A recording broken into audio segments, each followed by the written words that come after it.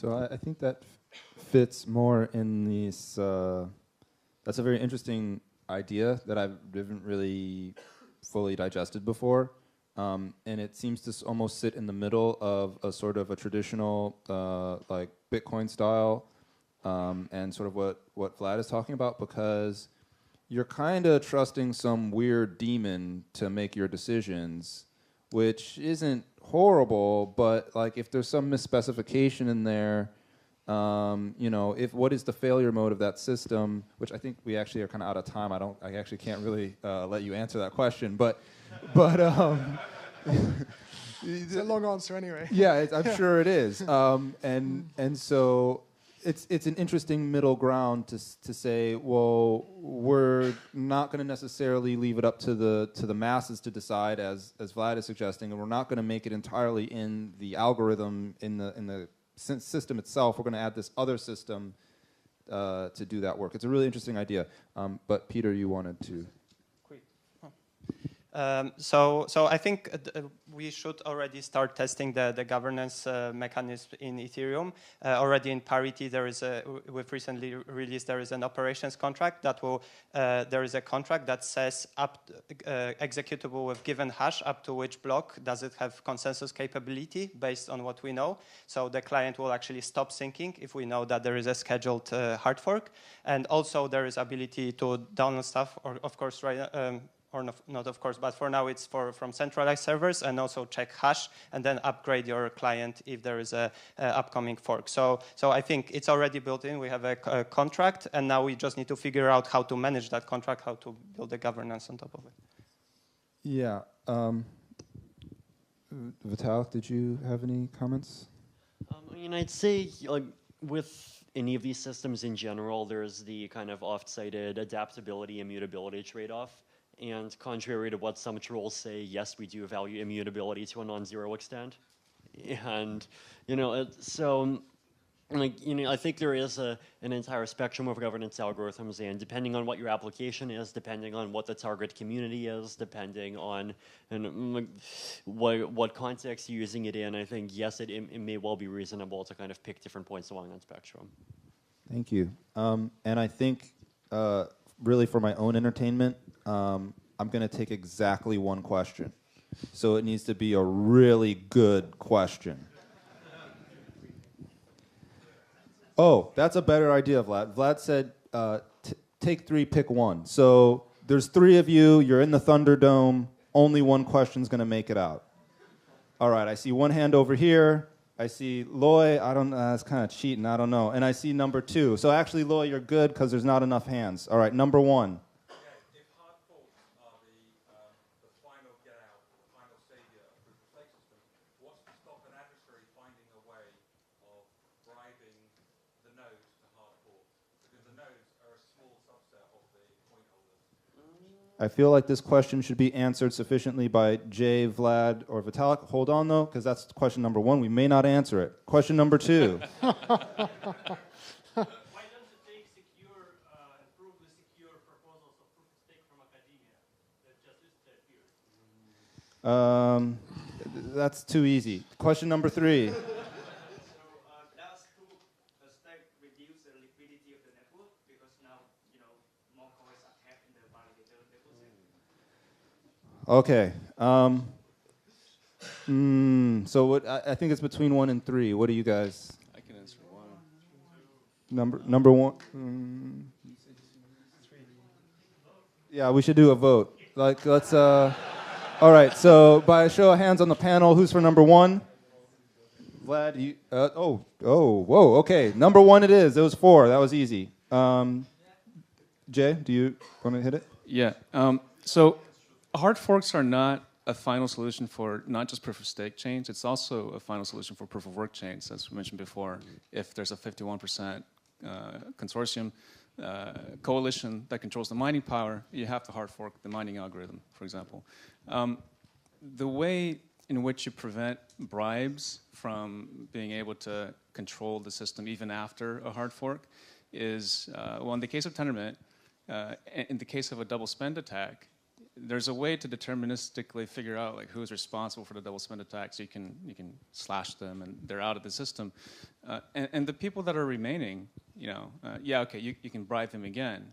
The way you prevent them from continuously getting bribed is you just make sure that there's enough value at stake on the chain.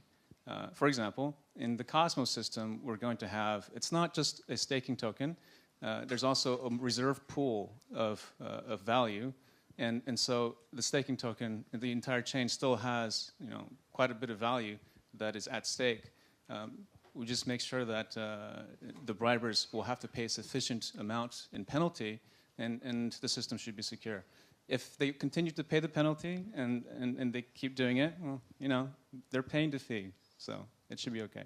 The other thing is, in the last case, as long as there are people who are honest and will continue to run the chain honestly, at the very end, after all the bad people have been pruned out, the chain will never have a problem again. So it's an anti-fragile system. Timo, next. Yeah, regarding the hard fork question, I think hard forks in the proof of stake systems are quite dangerous because basically it's guaranteed that both sides of the fork will survive, right? Because it's free to run both of them for the stakeholders, which is unlike proof of work where the miners have to decide on one of them, and one of them will likely die because it has the risk of being attacked by 51% of the others.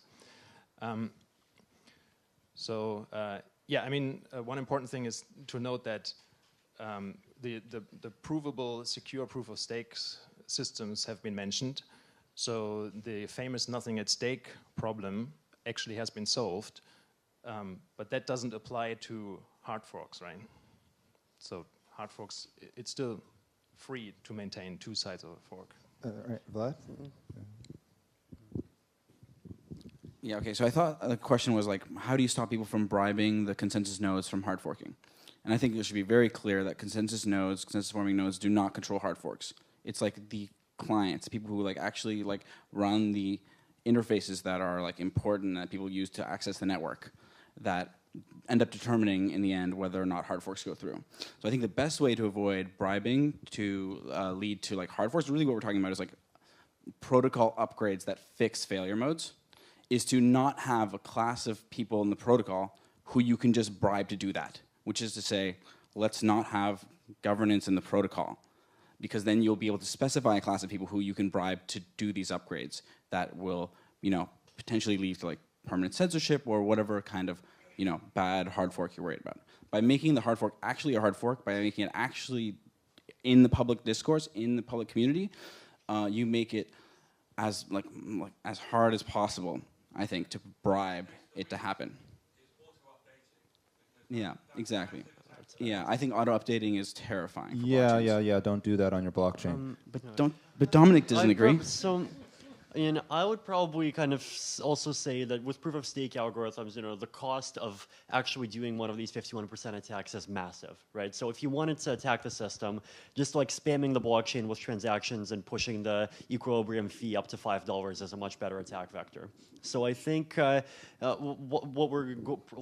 prediction is that what we're going to see is that whereas a proof of stake blockchain algorithms depend on hard forks as for their security in theory, but not in practice. Proof of work blockchains do not depend on hard forks for their security in theory, but do depend on it in practice.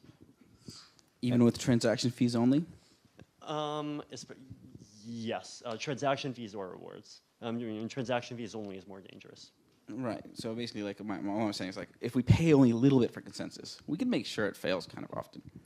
I think it's worth saying that you don't want to over-optimize for the wrong problem, and you can postulate dynamic bribery and things like that, but there's different games involved in mining, and right now the Bitcoin miners could collude very easily to do selfish mining, and they don't, because in fact they've sunk large investments into their Bitcoin mining operations, and they don't want Bitcoin to devalue and fail. So I think when you're looking at the design of these kind of systems, it's very important not to be tempted to focus on these kind of very hypothetical situations where there's real-time bribing and miners just suddenly say, yes, I've decided not to be a miner of this network and destroy all my investments and experience and just give in to the briber because he's shorted the market. I think that's kind of far-fetched. I don't think we'll see that kind of attack in practice. Wait, let's let Peter get in quick before Vitalik. And is there someone supposed to be stopping me? Because I'll just keep running this panel all day. All right.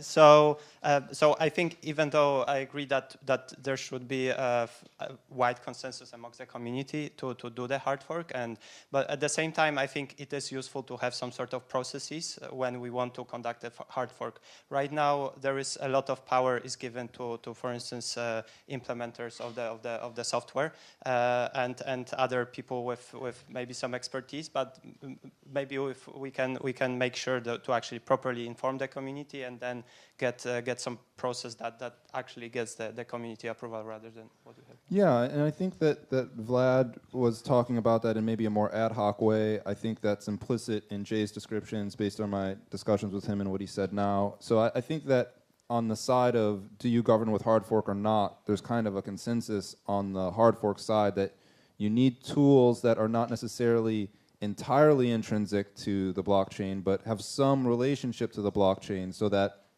you actually can monitor the voting process from your client and then act accordingly, but that voting process is also not blocked in these sort of crisis situations, which I think is an interesting problem to solve. I'm going to answer question number 2, which is why don't we look at more proof of stake algorithms in the academic space.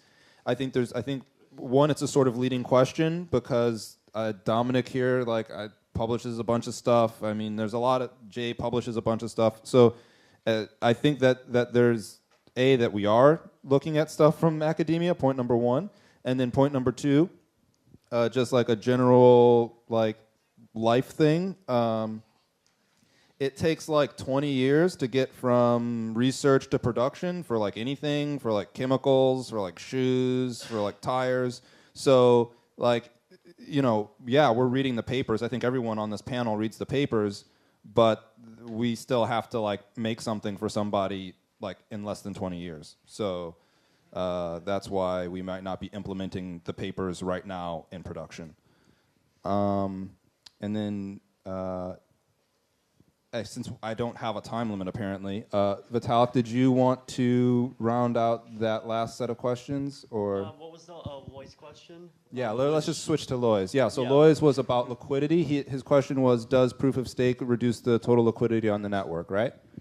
Yeah. Yeah. So actually, I personally expect that once Casper, once state channel architectures, once some of the auction designs that I think about and various other mechanisms start existing on chain, then we may well see a situation where there are lots of opportunities for people that have capital to kind of lend out that capital to various different mechanisms and earn interest for it. And we're going to kind of end up seeing a market of services competing for people's capital. And I think this is something that's just totally fine and it's going to happen. I got a short answer to that. For Cosmos, our proof of stake, the staking token is not meant to be a medium of exchange. So we've separated out the token of value and the token of medium of exchange from the token for consensus staking.